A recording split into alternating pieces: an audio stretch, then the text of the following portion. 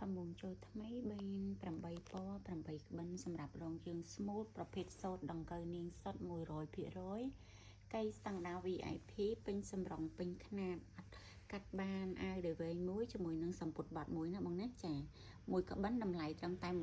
$180តែប៉ុណ្ណោះជាប្រភេទសូត្រដង្កូវនាងសុទ្ធ 100% អញ្ចឹងបងអាចជឿទុកចិត្តបានខាងប្អូនលក់តែ6ខ្មែរសូត្រសុទ្ធ 100% ណាបងចានេះជាប្រភេទពណ៌អូលីវចាសម្រាប់ពណ៌ទី2នេះគឺពណ៌ទឹកសណ្ដែកបងទឹកសណ្ដែកនេះបែកផ្ទៃមេឃហើយពណ៌នេះពណ៌ទឹកមាត់ខ្យងបងទឹកមាត់ខ្យងនេះស្អាតមែនតែនហើយពណ៌នេះគឺពណ៌ប្រាក់ចាប្រាក់នេះបែកទឹកមាត់ខ្យងដូចគ្នាណាបងណាចាអញ្ចឹងសម្រាប់ពណ៌នេះវិញគឺផ្លាទីនបែកសាច់បងស្អាតខ្លាំងមែនតែនចូលមកជាមួយនឹងពណ៌ក្រហមរងជើងក្រហមបងអត់ងាយចូលទេណាចាចាក់បានតែមួយក្បិនទេពណ៌នេះគឺពណ៌ស្វាយបងស្វាយរងជើង smooth ស្អាតប្រណិតខ្លាំងមែនតែនពណ៌នេះគឺពណ៌ត្រាប់បងជាប្រភេទសូត្រដង្កូវនាងសុទ្ធ 100% កៃស្តង់ដារ VIP ជូនបងជំរើស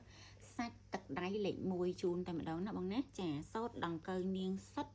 100% មួយក្បិន$180ជូនលក់ជាក្បិនអត់កាត់សម្ពុតរាយទេណាបងណា free សេវាដឹកជញ្ជូនទូទាំងប្រទេសអរគុណសម្រាប់ការគាំទ្រផាមួងខាងប្អូន